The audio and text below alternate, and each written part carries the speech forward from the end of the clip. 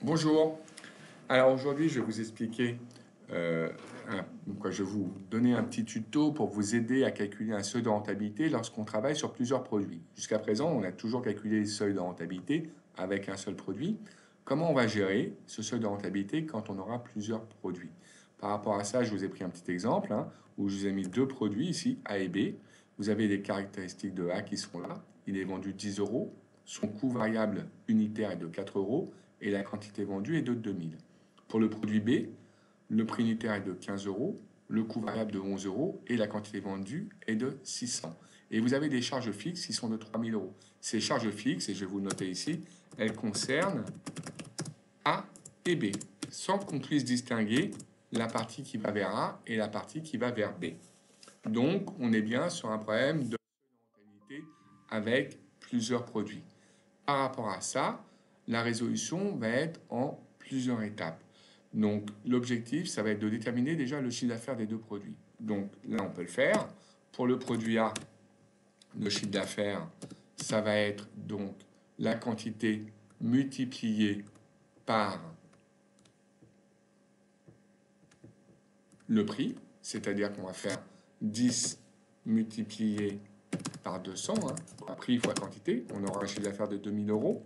Et puis, pour B, on aura un chiffre d'affaires de 15 multiplié par 600, 600 étant la quantité, ce qui correspond à 9000 euros.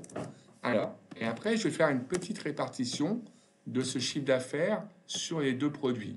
C'est-à-dire que A, il représente en fait 2000 sur un chiffre d'affaires total des deux produits qui est de 2000 plus 9000, qui correspond à 11 000. Et donc A, ça correspond à environ, on va dire, 18,18% du chiffre d'affaires total.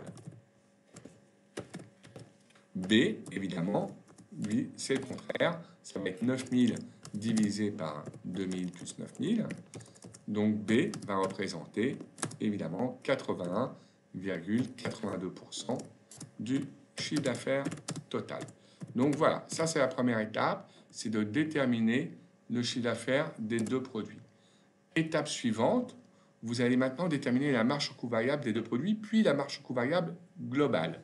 Donc pour A, la marge sur coût variable, eh bien ça va être le prix moins le coût variable multiplié par la quantité, ce qui va représenter environ 1200 euros, environ exactement 1200 euros. Et pour B, la marge au coût variable va être de 15 prix de vente moins 11 euros multiplié par la quantité de 600, ce qui va représenter 2400 euros. Voilà pour la marge au coût variable des deux produits. En global, je vais l'appeler comme ça, MCV global, marge au coût variable global, c'est l'addition des deux, 1200 plus 2400, ce qui correspond à 3600 euros.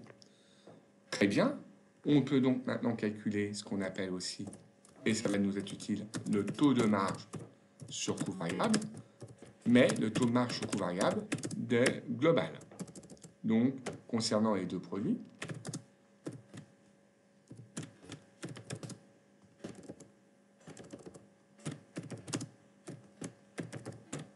donc, on y va. 3600 divisé par le chiffre d'affaires total, qui est, je vous rappelle, de 2000 plus 9000, qui est de 11 000. On a donc un taux de marge sur coût variable qui est environ de 32,72%. À côté de ça, et bien maintenant qu'on a un taux de marge sur coût variable global, on va pouvoir calculer le seuil de rentabilité global de l'entreprise. Et ce seuil de rentabilité que j'appelle SR, je vais juste vous enlever. Hop, voilà. Le seuil de rentabilité, ça va être donc les charges fixes qui sont dans l'énoncé, je vous rappelle qu'elles sont de 3000 euros, divisé par le taux de marge sur coût variable global. Et je vais avoir un seuil de rentabilité qui va être de 9168,70 euros. Ok, ça c'est le seuil de rentabilité de l'intégralité de l'entreprise. Mais ça ne permet pas de connaître la quantité à vendre de chaque produit pour commencer à être rentable. Donc il faut que je puisse scinder ce seuil de rentabilité sur les deux produits. C'est ce que je vais faire maintenant. C'est-à-dire que je vais dire mon seuil de rentabilité global il est, je viens de le calculer, de 9 168,70 €. Conclusion, par rapport à ça, eh bien, je vais le scinder entre les deux produits, entre A et B, et de quelle façon? En fonction du pourcentage des deux produits, de chaque produit, dans le chiffre d'affaires total.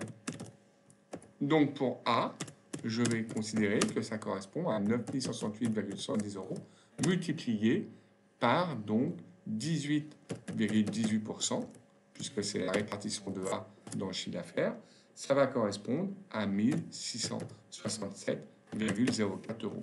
Ce qui correspond, quand on divise par le prix d'un produit, 1667,04 divisé par 10, ça fait environ 166 produits.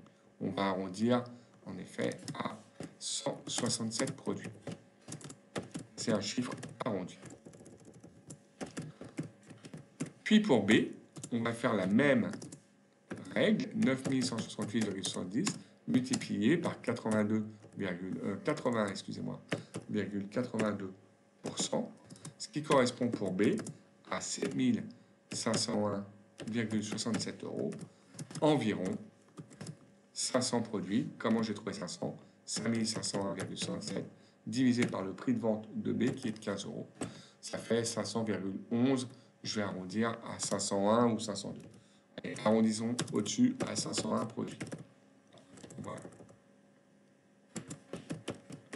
Voilà. Donc la règle, c'est que si on vend 167 produits A et 501 produits B, nous commencerons à générer du bénéfice. D'abord, je vais faire une petite vérification pour être sûr de moi.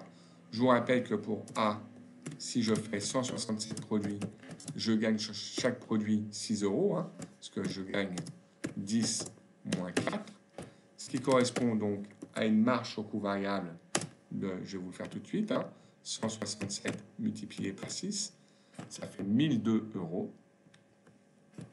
Donc la marge sur coût variable, ça c'est la MCV, la marge sur coût variable de A. Je fais la même pour B. Je vous rappelle que B, je dois en vendre 501, que je vends le produit B 15 € et que ce produit B me coûte 11 €. Donc je gagne 4 € par produit B. Donc quand je fais 501 multiplié par 4, j'arrive à 2004 €. C'est la marge sur coût variable de B. En total, ma marge sur coût variable est donc de 1002 plus 2004, ce qui fait 3006 €. Et quand j'enlève de cette marge sur coût variable mes charges fixes, eh bien, vous allez voir le résultat. Je vais tomber sur 3006 moins les charges fixes qui sont de 3000.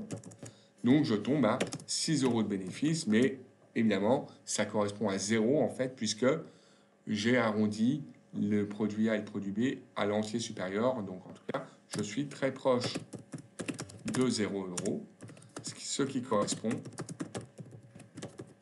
à mon seuil de rentabilité.